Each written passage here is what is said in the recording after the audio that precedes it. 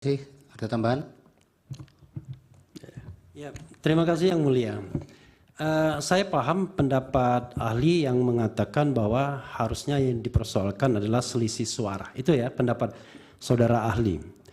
Saya akan membacakan putusan Pilpres pertama kali tahun 2004 yang diajukan oleh Wiranto dan Salahuddin Wahid dan pertimbangan yang bersifat kualitatif halaman 53 dan 54 dari putusan MK. Menimbang bahwa Mahkamah sebagai pengawal konstitusi berkewajiban menjaga agar secara kualitatif pemilu berlangsung sesuai dengan prinsip-prinsip yang telah digariskan oleh pasal 22E ayat 1 dan 5 Undang-Undang Dasar 1945 yang intinya menentukan bahwa pemilu dilaksanakan secara langsung, umum, bebas, rahasia, jujur, dan adil, serta diselenggarakan oleh suatu komisi pemilihan umum yang bersifat nasional tetap dan mandiri. Dengan demikian, persoalannya adalah apakah berbagai hal yang bersifat kualitatif yang didalilkan oleh pemohon telah menyebabkan terjadinya pelanggaran terhadap prinsip-prinsip pemilu yang tercantum dalam pasal 22E ayat 1 dan 5. Sudah bisa ditangkap. Ya. Dan itu MK mengatakan bahwa mereka adalah pengawal konstitusi. Jadi karena itu kalau ada pelanggaran konstitusi, maka tidak tertutup kemungkinan MK untuk mereview kembali jalannya pemilu yang sudah ada. Nah, apakah saudara ingin mengatakan bahwa pertimbangan hukum MK tahun 2004 itu salah? Itu pertanyaan saya. Yang kedua adalah saya paham Anda mengatakan bahwa putusan 90 itu self-executing. Kita hargai putusan itu sebagai sebuah putusan walaupun menurut pendapat Prof. Yusril itu kontroversial. Dan bahkan Prof. Yusril juga mengatakan tidak ada waktu untuk mengubah karena harus ada konsultasi dengan DPR dan lain sebagainya. Kami berpendapat bahwa walaupun putusan MK itu berlaku erga omnes, berlaku sejak dibacakan dalam persidangan, tetapi jangan lupa bahwa untuk mendaftar sebagai calon presiden dan atau wakil presiden ada prosedur yang harus didahului. Dan kita tahu bahwa sebenarnya termohon dalam hal ini sudah berusaha. Dalam sidang kemarin terungkap bahwa yang bersangkutan, mohon maaf ya, seperti mau melakukan penyelundupan dengan meminta Dirjen Perundang-undangan mengundangkan peraturan KPU yang mengubah syarat usia tersebut. Tetapi kemudian ditolak karena belum berkonsultasi dengan DPR. Sebenarnya beliau sadar bahwa harus mengubah PKPU terlebih dahulu. Nah, menurut Anda, apakah putusan itu bisa nyelonong begitu saja tanpa mengubah PKPU? Dan PKPU-nya baru diubah tanggal 3 November setelah pendaftaran tertutup. Tutup. Makasih. Dari pemohon 2. Yang Mulia, kami punya beberapa pertanyaan, tapi karena kami sudah menyatakan keberatan kami terhadap ahli, kami tidak akan mengajukan pertanyaan. Keberatan Prof. Yusril dicatat, tapi hakim membolehkan kok. Kami ingin konsisten dengan pernyataan. Silakan. Terima kasih. Pihak termohon. Ada pertanyaan? Cukup. Bawaslu? Dari meja hakim? Silakan, Yang Mulia. Baik, terima kasih Yang Mulia Pak Ketua. Terima kasih ahli untuk keterangannya. Saya ingin menindaklanjuti pertanyaan dari Pak Refli tadi. Berkaitan dengan putusan MK yang kita tahu tidak saja bersifat erga omnes, tetapi juga self-executing yang akan dilaksanakan sebagaimana dalam adresat putusan itu. Nah, dalam kaitan putusan 90, PKPU ada putusan MK yang harus berkonsultasi dengan DPR. Tapi pada masa itu dalam fakta persidangan, itu dinyatakan bahwa DPR pada waktu itu masih reses. Kemudian KPU mengeluarkan surat edaran. Pertanyaannya adalah apakah surat edaran itu bisa dijadikan sebagai pegangan pengganti sebelum PKPU itu dirubah. Itu saja. Terima kasih. Silakan Pak Andi Asrun dijawab singkat-singkat saja. Terima kasih Yang Mulia. Terima kasih atas segala pertanyaan yang disampaikan kepada saya. Perkenankan saya menjawab pertanyaan satu persatu. Mudah-mudahan bisa dijawab. Jadi, Saudara Heru ya, pertanyaan pertama terkait dengan pemilu dan pemilu kada. Dari pihak terkait dulu. Dari pihak terkait ya, saya lupa saya. Ya, saudara pihak terkait ya, Profesor Oce Kaligis. Ya, terkait dengan persoalan pemilu dan pemilu kada. Memang sejak awal ya, rahim amandemen konstitusi, rahim amandemen Undang-Undang Dasar 45 itu membedakan. Tidak masukkan Prof. Oce. Pemilu kada, pemilu kepala daerah ke dalam sistem pemilu nasional dibedakan. Dikatakan pemilihan kepala daerah dilakukan secara demokratis. Demokratis bisa melalui DPRD secara langsung, kemudian dilakukan pemilihan secara langsung. Sejak awal sejarahnya beda. Jadi oleh karena itu tidak bisa bedakan. Kemudian juga ada putusan MK, ya, putusan Mahkamah Konstitusi. Saya kutip di putusan MK. Ya. Yaitu putusan 97, PU 11 2013. Ini sangat prinsipal sekali dan selalu saya tahu menjadi perdebatan di Mahkamah Konstitusi. Apakah pemilu kada itu masuk rejim pemilu? Dan bagaimana penanganan sengketa pemilu? Bahwa putusan ini mengatakan itu inkonstitusional. Walaupun sudah dirubah oleh kemudian. Tetapi sejatinya dalam rahim Mahkamah Konstitusi mengatakan kita keluarkan ini pemeriksaan sengketa pemilu. Biarkan dibentuk oleh pemilihan khusus. Mari kita jadikan Mahkamah Konstitusi sebagai peradilan undang-undang. Biar marwah kenegarawan itu lebih tinggi, lebih melekat. Itu jawaban saya yang secara itu. Kemudian soal penetapan hasil ya. Misalnya ada putusan pemilu kada ingin diterapkan dalam kasus pemilu presiden. Saya kira dari ajasnya saja, dari lahirnya rahim ide pemilu kada itu berbeda dengan pemilu nasional.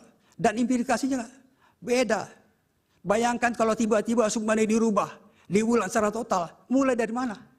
Dan ada satu lagi yang menurut saya ada satu keanehan. Ketika ada permintaan untuk mencoret hanya Gibran Rakebumi sebagai cawapres, bagaimana mencari pengganti Gibran ini untuk mendampingi Pak Prabowo Subianto sebagai paslon calon presiden 02. Ini pertanyaan-pertanyaan yang seolah-olah tidak mau dijawab, seolah-olah dibiarkan begitu saja. Sekali lagi, penetapan Gibran berdasarkan putusan Mahkamah Konstitusi adalah konstitusional. Kalau Anda keberatan terhadap Mahkamah Konstitusi, bukan terhadap produk KPU. Dan sekaligus saya jawab pertanyaan Repli ya, bahwa memang ada persoalan yang dalam pemilu kada. Saya berikan contoh ekstrim Pak Repli, Pak Bambang ya, terkait dengan pemilu kada Bengkulu Selatan 2008. Itu sangat ekstrim kondisinya. Seorang yang pernah dihukum penjara karena terlibat pembunuhan cinta segitiga dihukum 7 tahun. Namanya beda. Nama di KTP, nama di kampung, nama di kampus beda. Nama aslinya adalah Dirban Mahmud. Tapi nama di KTP, nama di kampus, Robi namanya, supaya lebih keren karena tinggal di kota. Ya. Tapi oleh mahkamah digali kebenarannya itu, karena situasi ekstrim sekali. Dicari data tidak ada. Didapatkan keterangan ahli bahwa betullah sinonima persamaan antara orang yang bernama Dirban Mahmud dan orang bernama Robi. Itu kondisi ekstrim, Pak. Ya. Diulang. Tapi ini Pak Gibran ini bukan narapidana, bukan kriminal. Dia mendapat legalitas dari Mahkamah Konstitusi dan itu biasa. Kalau seorang merasa itu sudah tidak usah diulang-ulang. Ya. Pertanyaan pihak terkait Pak Niko tadi jawab dulu. Yang mana Pak? Dari penanya dua pihak terkait. Oh, pihak terkait. Yang pertama Pak Oce kan sudah dijawab. Ya. Yang pertanyaan Pak Niko satunya. Oh ya. Tadi pertanyaan kedua tentang beda pemilu kada dengan pemilu nasional. Kira-kira gitu Pak ya.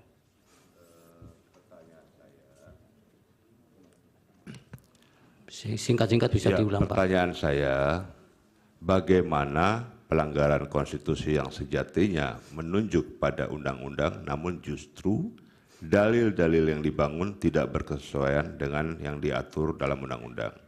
Apakah dengan demikian dapat dibenarkan? Saya kira sesuai dengan Undang-Undang Nomor 7 Tahun 2012, perselisihan di Mahkamah Konstitusi adalah perselisihan hasil perolehan suara. Tapi bukan sekedar suara itu. Bagaimana suara itu diperoleh dan kemudian apakah terjadi pengurangan, di mana terjadi pengurangannya, apakah di Sumatera Barat atau di Aceh, itu harus dibuktikan secara matematis, tapi bukan sekedar menjadi mahkamah kalkulator. Ini ajas betul. Itu soal keadilan. Kenapa suara ditaruh di ujung? Karena ini persoalan kedaulatan rakyat, ini refleksi kedaulatan rakyat. Rakyat memberikan suara sebagai satu kontrak sosial, sebagai mengatakan adalah Jean Rousseau. Tidak bisa diterapkan, Pak. Dari sejak awalnya rahimnya beda. Mudah-mudahan terjawab, Pak. Ya, yang dari Pak Heru. Pak Heru, oke. Pak Heru tadi bertanya soal apakah putusan yang dalam pemilu kada, sengketa pemilu kada bisa diterapkan dalam pilpres, kira-kira gitu ya. Saya bilang nggak bisa. Kenapa? Karena implikasinya sekali lagi, ya sejarah asal muasalnya beda. Implikasinya udah mengerti. Ya, kalau saya suruh ulang secara langsung, kenapa suruh ulang langsung? Menggugurkan, pertama-tama diminta menggugurkan Gibran. Ya, hanya Prabowo bertanding, dicari ganti. Ini tidak sesuai dengan sistem hukum. Ini pendapat yang tidak berdasar hukum. Kemudian kalau Pak Prabowo misalnya dan Gibran diskualifikasi, putusan MK tidak mengenal diskualifikasi, tidak mengenal diskualifikasi. Silakan lihat, kaji. Saya sudah meneliti persoalan ini dan sudah menulis 17 buku tentang ini. Jadi saya ngerti itunya. Jadi nggak bisa, Pak. Ya. Kemudian terjadi perkembangan, ya perkembangan tentang apakah perkara itu datang dari pilkada segala macam. Saya lihat sekali lagi, Pak. Ya, sekali lagi, sejatinya mahkamah ini, mahkamah ya, dilihat dari putusan-putusan dan kemudian sejarah perdebatan putusan MK. Mahkamah ini ingin menyampingkan kok, mengeluarkan pemeriksaan sengketa pemilu keluar dari MK agar MK konsisten mengadili hanya perkara perundang-undangan. Itu, Pak. Jadi tidak selamanya misalnya perkembangan kemudian ingin diterapkan. Itu tahun berapa? Kembali pada Mas Bambang bahwa putusan 2019, Pak, itu jelas menggarisbawahi bahwa sengketa proses di Bawaslu, di MK-nya. Saya kira itu jelas, Pak. Saya kira mudah-mudahan sudah terjawab Mas Bambang. Oh, yang kedua Mandana, belum. Mas Yang Refli, kedua, ya, Mas Heru ya. Yang quote non tadi. Ya, quote non itu. Kira-kira itu jawabannya.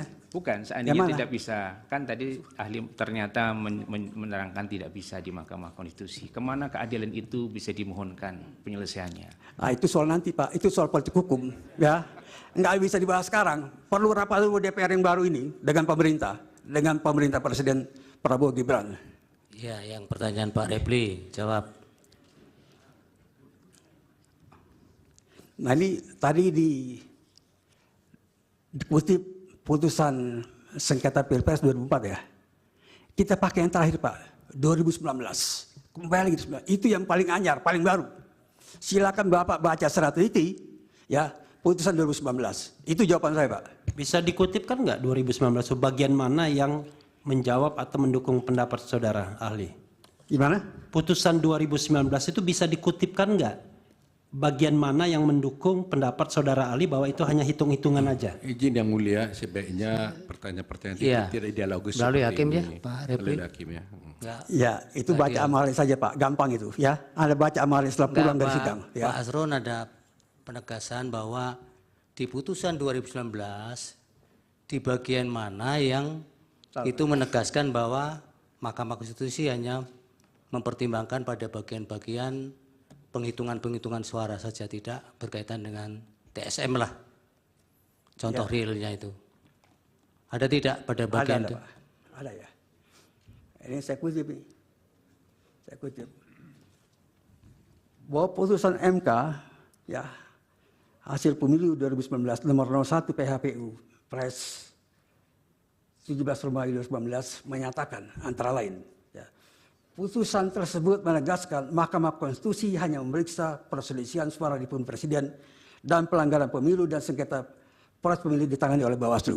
Ya, kalau Anda lihat tracking sendiri bisa dapat ya, itu di bagian dalam putusan. Terima kasih. Ya, catatannya itu belum menjawab yang mulia ya, Ya. sebagai catatan. Untuk langkah jawaban Anda periksa Ya, sendiri. itu kita tidak bisa paksa juga, ahli harus menjawab apa yang Anda tanyakan. Nanti kami yang menilai. Sudah cukup ya? Yang pertanyaan kedua Pak Refli juga sudah ya? Saya kira sudah, Yang Mulia. Sudah. Sudah komplit. Sudah komplit ya? Ya Pak. Dari hakim? Oh ya, dari hakim. Jadi kalau saya lihat, karena sifat putusan MK itu adalah self-executing, dia kesampingkan peraturan KPU yang pada saat itu. Dia terapkan putusan MK nomor 90. Tidak ada yang salah. Masa salah putusan MK nomor 90, kemudian diperkuat oleh putusan MK nomor 141. Jadi tidak salah tindakan KPU menerapkan langsung putusan Mahkamah Konstitusi nomor 90. Tidak salah. Saya yakin itu tidak salah. Bukan itu pertanyaan Pak Hakim tadi. Surat edaran itu kemudian menjadi acuan. Iya. Itu apakah bisa dibenarkan atau kemudian ada sesuatu yang salah? Benar. KPU melaksanakan itu berdasarkan putusan MK. Dikesampingkan PKPU. Itu jawaban saya, Yang Mulia. Baik, Pak Hakim. satu lagi pertanyaan dari Yang Mulia Pak Prof. Arif. Ya. Pak Asrun. Ya, Prof. Asrun. Saya nggak bertanya, tapi ini kan didengar publik di seluruh Indonesia. Memberikan pelajaran pada ahli hukum di Indonesia yang muda-muda. Supaya kita kalau bicara clear ya. Saya pengen tidak bertanya, tapi pengen mohon untuk bisa dicermati bersama-sama sebagai pelajaran kepada seluruh masyarakat Indonesia. Begini Pak Asrun, di dalam halaman 5, makalahnya Prof. Asrun, itu ditulis begini, putusan Mahkamah Konstitusi bersifat self-executing. Memang secara teoretik, Pak Asrun sudah baca disertasinya Pak Marwarar kan? Baca Yang Mulia. Ya, kebetulan itu di Undip, Ya, saya ikut waktu itu ujiannya. Ya, karena saya juga waktu itu jadi dekan, jadi saya tahu persis. Ya, jadi putusan Mahkamah Konstitusi itu bersifat self-executing dan ada yang non-self. Nah, Pak Arsul bisa memasukkan ini sebagai self-executing. Ya, ya. Itu tidak masalah. Ya, karena guru besar itu berpendapat salah, siapa tahu nanti 10 tahun lagi malah jadi teori baru kan begitu kan. Jadi nggak masalah sebetulnya. Ya. Tapi terus begini, Pak Arsul menyamakan apa yang dilakukan oleh KPU dengan putusan 90 itu betul sudah dilaksanakan. Tapi kemudian kalau Pak Arsul menyatakan putusan Mahkamah nomor 102/PUU 6 Romawi tahun 2009 itu sama dengan apa yang dilakukan oleh KPU itu, mohon untuk dicek kembali. Saya belum bisa menyalahkan, tapi dicek kembali. Karena kalau pada waktu itu, kebetulan kemarin saya diingatkan oleh ahli dari 03, Putu Arte, mengatakan bahwa putusan Mahkamah yang nomor 102/PUU 6 Romawi tahun 2009 itu diputuskan pada sore hari, malam hari KPU merubah PKPU-nya. Ya. Karena pada waktu itu belum ada putusan Mahkamah Konstitusi yang mengatakan KPU merubah atau membuat PKPU harus konsultasi DPR. Ya. Tapi kemudian ada pengujian undang-undang di Mahkamah Konstitusi mengatakan PKPU harus disusun dengan konsultasi DPR. Jadi ini tidak bisa dipersamakan. Ya. Tapi kalau pendapat bahwa putusan Mahkamah nomor 90 itu self-executing dan bisa langsung ditindaklanjuti oleh KPU, itu tidak ada masalah pendapat itu, gitu ya. Tapi yang tidak bisa disamakan dengan 102, karena 102 begitu diputus Mahkamah langsung malamnya Pak Putu Arte yang membuat PKPU baru bahwa mencoblos tidak perlu di DPT, tapi mencoblos bisa langsung dengan menggunakan identitasnya. Jadi saya tidak bertanya, tapi kita supaya semuanya clear, karena kita berhukum harus presisi, harus cermat. Terima kasih Pak Arsul. Terima kasih Pak Kita sama-sama guru besar tidak boleh saling mendahului kayak biskota. Terima kasih banyak Pak. Terima kasih. Terima kasih banyak. Baik, Pak Asrun cukup? Cukup Yang Mulia. Baik. Terima kasih banyak. Kalau ada salah-salah ucap, mohon dimaafkan. Selamat Lebaran, mohon maaf lahir batin. Baik, mudah-mudahan keterangannya bisa menjadi pertimbangan dalam pengambilan putusan.